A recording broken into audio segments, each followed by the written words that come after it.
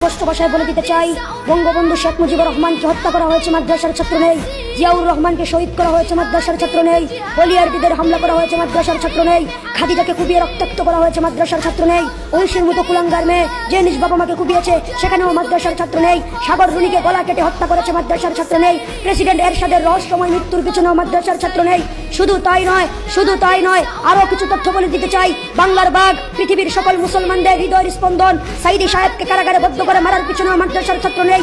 সোনালী bank চুরি হয়েছে, মাদ্রাসার ছাত্র নেই। হিজাব ব্যাংক ডাকাতি হয়েছে, মাদ্রাসার ছাত্র নেই। হল মাফ কেলেঙ্কারি হয়েছে, মাদ্রাসার ছাত্র নেই। শেয়ার বাজারে দুর্নীতি হয়েছে, মাদ্রাসার ছাত্র নেই। ইউরোপ আমেরিকাতে অর্থ পাচার করে আজ দেশটাকে দেউলিয়া বানানো হচ্ছে, মাদ্রাসার ছাত্র নেই। কানাডাতে নিজের দেশের টাকা পাচার করে বেগমপাড়া বানানো হচ্ছে, মাদ্রাসার ছাত্র নেই।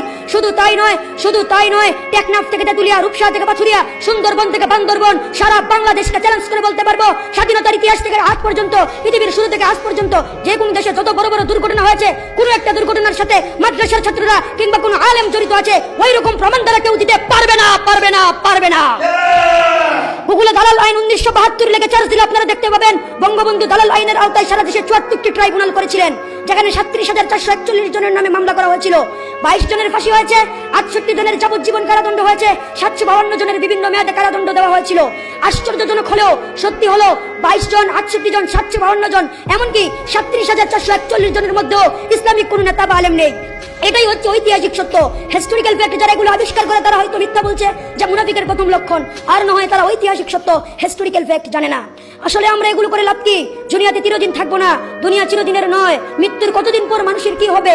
নাক পচতে শুরু করবে 3 দিন পর, নখ খসে যাবে 6 দিন পর, পেট ফেটে যাবে 10 দিন পর, চোখ গলে যাবে 17 দিন পর, হাড় থেকে মাংস খসে যাবে 60 দিন পর, হাড়গুলো পৃথক হয়ে যাবে 90 দিন পর, হাড়গুলো মাটির সাথে মিশে যাবে 60 বছর পর।